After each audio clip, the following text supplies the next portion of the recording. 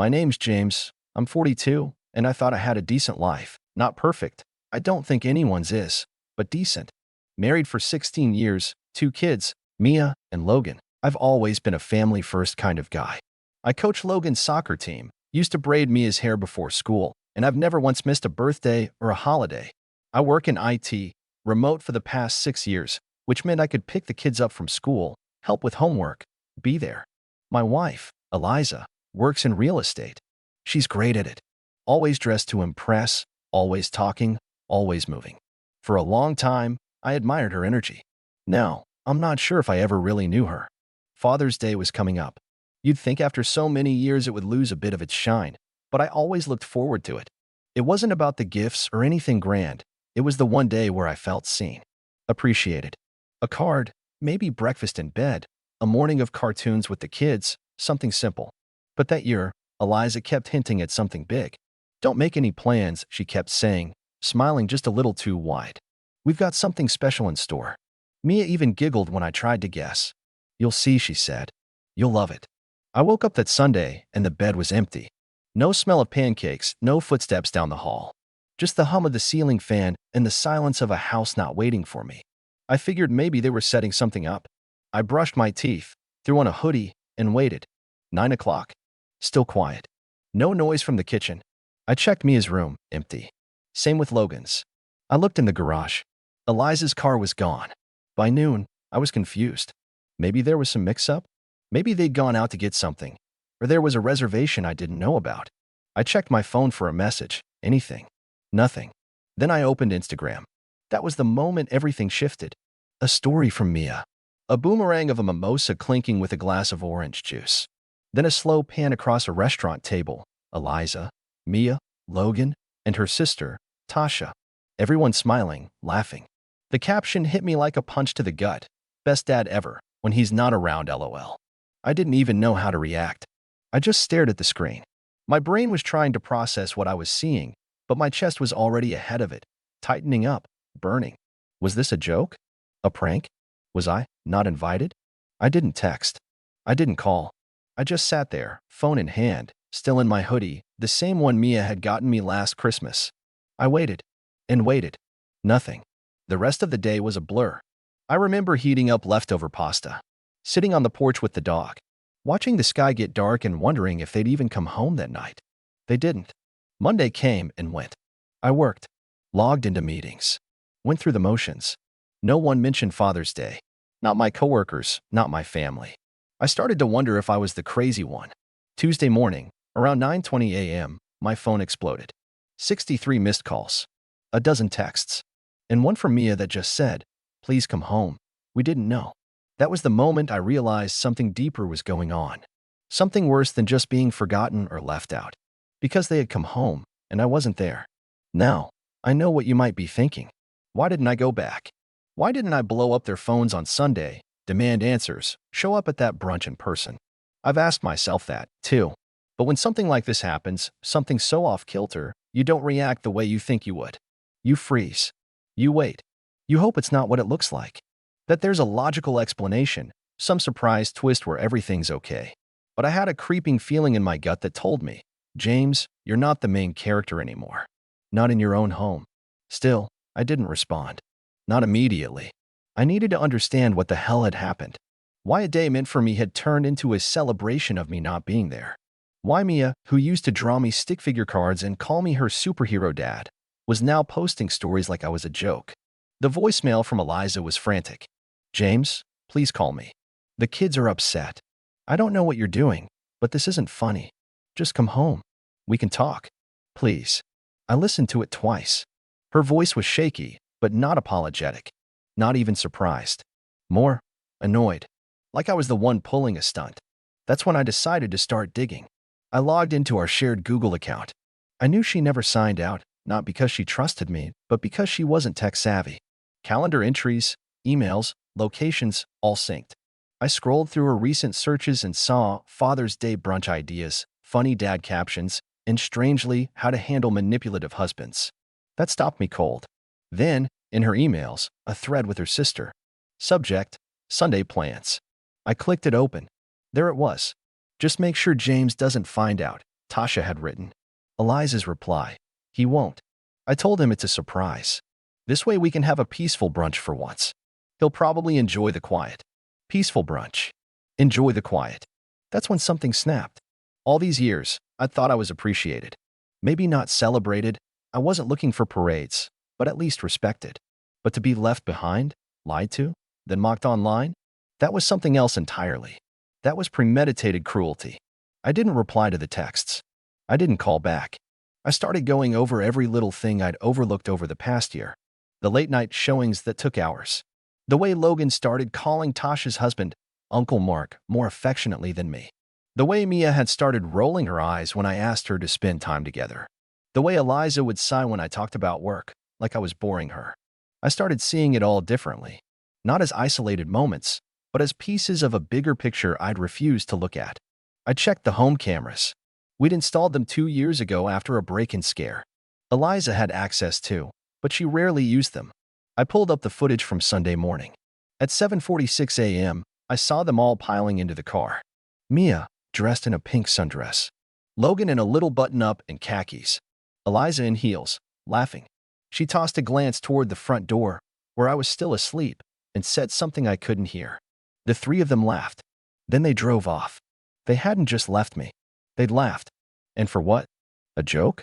A break? A photo op? That night, I packed a bag. Laptop. Chargers. A week's worth of clothes. I didn't leave a note. I knew they'd notice soon enough. I checked into a hotel across town. Nothing fancy. Just a place with working Wi-Fi and clean sheets. I needed space. I needed time. But more than that, I needed a plan. Because something in me had shifted. Something I couldn't put back. I wasn't going to let this slide. I wasn't going to play the fool anymore. And I wasn't going home. Not yet. Not until I decided what kind of storm I was going to bring with me. The first night at the hotel, I barely slept. Not because the bed was uncomfortable, it was fine.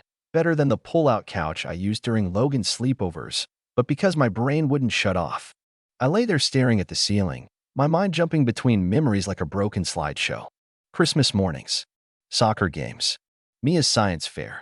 Late nights on the porch with Eliza when the kids were little, just sipping coffee and talking about dreams.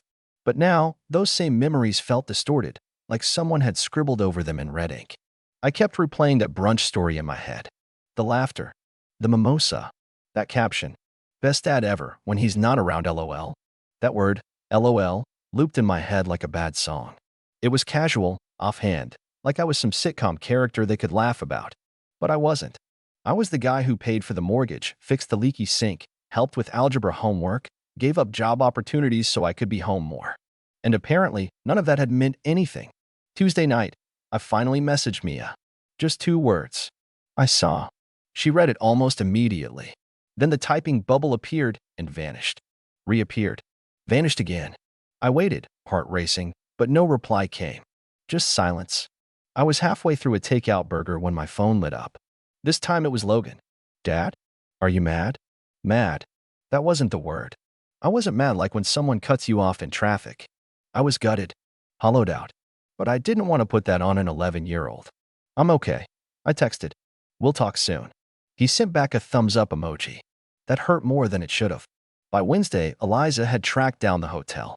I don't know how. Maybe she checked my last credit card charge. Maybe she guessed. She called the front desk, and they patched her through to my room. I didn't answer.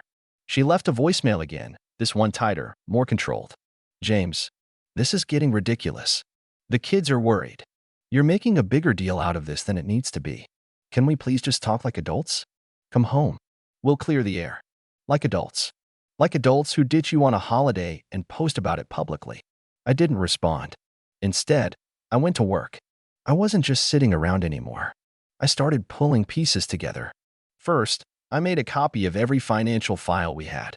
Bank accounts, credit cards, mortgage, investment accounts. Eliza handled most of our finances. She'd insisted, said she was better with numbers. I trusted her. But now I wanted to see everything. And I did. There were odd charges. Venmo payments to names I didn't recognize. A rental deposit paid in full in another city. Weekly lunch charges from a restaurant far from her usual listings. My stomach turned. Then I dug into our shared Dropbox. Years ago, we used it for family photos, travel plans, budgeting spreadsheets. She still used it occasionally, probably forgot I even had access. Buried in a subfolder was a document titled Plan B. I opened it, pulse pounding. It was a list. A very detailed one. New apartment walkthrough. Check lawyer consult scheduled. Check joint account split estimate what to do if James resists. Tasha can talk to him, keep kids neutral. Don't overshare. I just sat there for a long time staring at it. If James resists, like I was an obstacle, like I was a thing to be managed, not a person, not her husband, not their father. This wasn't just a brunch. This was an escape plan. And that's when the weight of it really hit me. They hadn't forgotten me. They'd excluded me. On purpose. To test the waters. See how life felt without me. And maybe, if I hadn't checked Instagram, they would have carried on like nothing happened. Let the plan unfold on their terms. Quiet, neat, controlled. But now?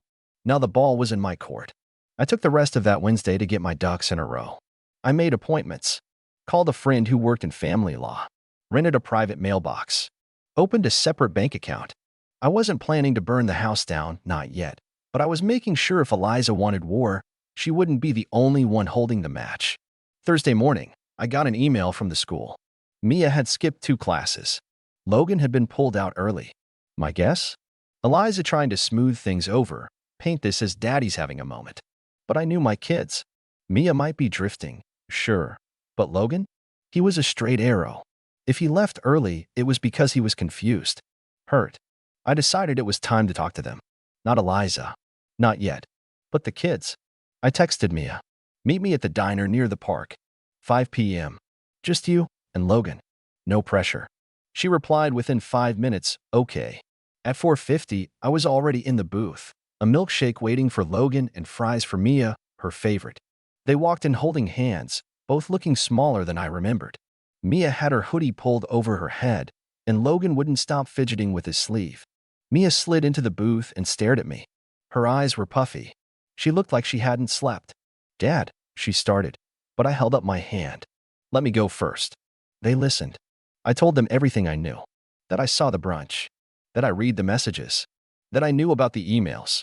I didn't yell. I didn't guilt trip them. I just laid it out. Mia looked like she wanted to disappear into her seat. We didn't know the whole plan, she said finally. Mom said you were tired. That you'd be annoyed if we made a fuss. That it was just one brunch. She said it was a girl's thing, Logan muttered. But then I was there too. I nodded. I know. It's not your fault. But I want you to hear this from me. I'm not disappearing. I love you both. And no matter what happens between me and Mom, you're still my kids. Mia started crying. Logan did too. And in that moment, I realized something. Eliza might have been planning her perfect escape, but she hadn't told the kids the whole story. She tried to rope them into her narrative, but they were still on the fence. Still reachable. I hugged them both before they left. Told them I'd be in touch soon. Told them things were going to be okay, even if they didn't look like they used to. Back at the hotel that night, I poured myself a drink. Sat at the tiny desk with my laptop open and stared at the folder I'd built. I named it Reset, because that's what this was. Not just revenge. Not just justice. A reset. But first, I had one more conversation to have. One that had been a long time coming. I opened my phone, scrolled to Eliza's name, and hit record on the voice memo app. Then I called. Her voice came on, smooth as ever. James? Finally. Are you ready to stop being dramatic? I smiled. Not dramatic, Eliza. Just getting started. And then I asked her one question, a question I already knew the answer to and waited for her to lie. So, I said evenly, how long have you been planning to leave me? The silence that followed was thick. No breathing. No shuffling. Just the low static hum of tension vibrating through the line. Then, finally, she responded. What? Her voice was higher than usual. Almost light. Dismissive. I asked how long, I repeated, my tone still calm. You know. Plan B. The apartment. The lawyer consult. The budget spreadsheet. I read it all, Eliza. I know. She laughed, short, forced, like a cough dressed up as amusement. You went through my stuff? You left it in our shared folder, I said. You didn't even bother to hide it. Was I supposed to keep smiling while you packed your escape route? Another pause. Then her voice hardened. You don't understand. Things haven't been working for a long time. You just don't see it because you're always in your own world. I felt something flicker in my chest. Not pain. Not yet. Just the familiar sting of being blamed for someone else's detour. I work from home. I drive the kids. I cook. I clean. I try to give you space, time, support. If I missed something, you could have said so. But instead, you planned a brunch to celebrate me not being there. You're twisting it, she snapped. It was supposed to be lighthearted. It was supposed to be a test run, I said. And you know it. Her silence told me everything I needed. Do they know? I asked. Mia and Logan. About the apartment? The lawyer. No, she said quickly. Of course not. Why would I tell them something that might not even happen? Because it already is happening, Eliza. I let that hang. I knew I was pushing her, but I needed to see what she'd do. If she'd back down. If she'd deny everything. But instead, she doubled down. I'm not doing this with you over the phone, she said curtly. If you want to talk, come home. Why? So I can walk into a house that's already been emotionally emptied out? You're being dramatic, James. There it was again. That word. I'm being precise, I said, lowering my voice. And for what it's worth, you could have told me the truth. You didn't have to turn the kids into pawns in some sick little performance. Don't you dare drag them into this. I already met with them. I cut in. They're not stupid. They feel it too. You've been playing chess, Eliza, and I'm just now realizing I was never your partner.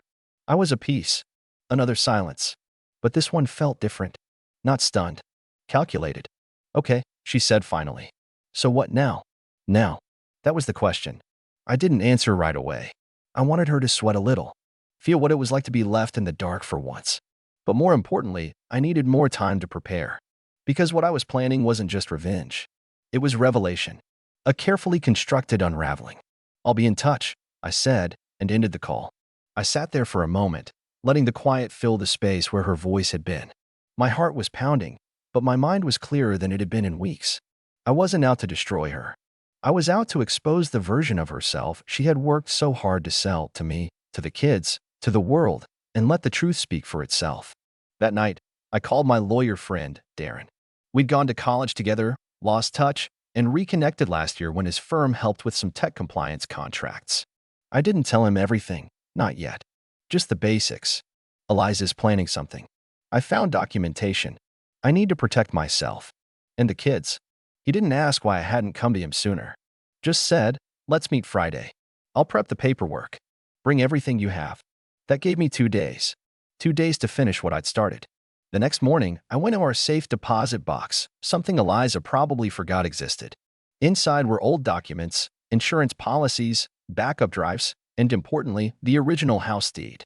I made copies of everything, then went to the bank to freeze the joint savings account. Not drain it. Just freeze it. I didn't want to financially ruin her. I just wanted to make it very clear I wasn't the passive fool she'd taken me for. That the man she left behind on Father's Day was not the same man she was dealing with now. When I returned to the hotel, there was a letter under my door. James, please. We need to talk. The kids are scared. I don't know what you're doing, but we're still a family. Let's just come home. I'll explain everything. It wasn't handwritten. It was printed. That small detail told me more than the words did. She still thought this was damage control. That I could be talked down. That a warm smile and a few tears could smooth over weeks, maybe months, of manipulation. She didn't realize yet that the story had changed. So I did something she never expected. I wrote my own letter. Not to her. To the kids. I wrote about how much I loved them. How I was still their dad. How I wasn't running away, but choosing to fight differently. I explained, in age-appropriate terms, that sometimes adults lie, even the ones we trust. And that when they do, we don't repay that lie with more silence. We speak up. We stand tall. We protect what matters. I told them I would never ask them to choose sides. That I knew they loved their mom, and that was okay. But I also told them I wouldn't be a ghost in their life, not even for one more day. And then I mailed the letter. Not emailed. Not texted. Mailed. Tangible. Something they could hold. Something real. I was done with illusions. That night, I went through the last of the digital files. Old voicemails. Screenshots. Calendar notes. Little pieces of evidence that showed just how long I'd been living in a house where the door had already been quietly closing behind me. By the time Friday morning rolled around, I was ready. I showed up to Darren's office with a flash drive, 2 binders, and a list of questions. Legal custody. Financial separation. Emergency arrangements. I wanted to be thorough. Not for revenge for my kids. So they'd never have to wonder who fought for them. Halfway through the meeting, my phone buzzed. A new Instagram post. From Eliza. It was a picture of her and the kids, smiling. A throwback photo. The caption read, "Some people break your heart and still expect you to love them." And just like that, I realized she'd started spinning her version of the story. Publicly. Before the truth could catch up. But she'd miscalculated one thing. I wasn't reacting anymore. I was preparing. And when I was done, everyone would know who she really was. I waited exactly 1 week. Not because I was unsure. I wasn't. But because revenge, real revenge, doesn't come from rage. It comes from clarity. Precision. I wanted Eliza to sit with her choices, watch her narrative spin, feel like she had the upper hand. That's what made what came next so much more satisfying. It started with the truth. I posted a letter. Not to social media. I wasn't going to play her game on her turf, but to our neighborhood forum, the school parent board, and yes, a private post sent to every family member on both sides. I kept it calm. Mature. Just facts. I told them what had happened on Father's Day, no drama, no flourishes. Just that I woke up alone, and while my family smiled over pancakes and mimosas, I sat at home wondering what I'd done wrong. I mentioned the Instagram story, the caption, the silence, and how, when I asked for honesty, what I got instead was a digital trail of betrayal. A documented plan to replace me, to move on without confronting me like an adult, like a partner. I didn't name call. I didn't curse. But I made it clear, I was not disappearing. I was not shrinking. I was not the villain. Then came the second part of the plan. Legal. Darren had helped me draft the papers, separation, custody, and a financial breakdown that reflected my years of contribution. Not just the income, but the time, the unpaid labor, the coaching, the late-night science projects, the hospital visits, the emotional anchor I'd been while Eliza ran off to show listings and smile for strangers. We served her during one of her open houses. The courier walked right in, said her name, and handed her the envelope while she stood in a sunlit living room in front of a young couple looking to buy their first home. Poetic. After that, it unraveled quickly. She tried to do damage control, reached out to friends, said I was being vindictive, emotionally unstable, even manipulative. But by then, it was too late. The receipts were everywhere. Her plan B wasn't just a bad secret. It was a blueprint for calculated emotional neglect. People started backing away. Friends we'd known for years stopped replying to her group texts. Her sister Tasha, who had once been smug enough to laugh along on that brunch, quietly took a trip out of state and didn't come back for 3 weeks. I think she realized she'd been caught in the blast radius. Mia and Logan stayed with me most of that first month. Not because I asked, because they chose to. And that was the final nail in Eliza's narrative. She couldn't spin herself as the stable one when the kids kept packing their bags and asking if they could just go back to dad's. And me? I rebuilt. Not quickly. Not perfectly. But I stopped living like a ghost in my own story. I signed a new lease on a house nearby, smaller, but cozy. I let Mia decorate her room however she wanted. Logan got a loft bed and glow-in-the-dark stars. We made waffles on Saturdays. I started journaling. Went back to the gym. Laughed again. And I told the kids the truth, gently, but honestly. That love doesn't mean letting someone walk all over you. That respect goes both ways. And that being a parent, a real parent, means showing up even when it hurts. Eliza and I finalized the divorce 6 months later. She didn't fight it too hard in the end. I think she knew. The image had cracked, and no amount of filters could put it back together. The last time we saw each other in person, she tried one more time. "You really made this ugly, James." I looked her straight in the eye. "No," I said. "You did. I just stopped cleaning up after you." She didn't reply. Just stood there, lips pressed tight, as I walked away with my kids. And as I closed the door behind me, I realized something I wish I had known sooner. Sometimes, being the bigger person means knowing when to stop carrying people who were never walking beside you in the first place. That was the day I finally came home. For real this time.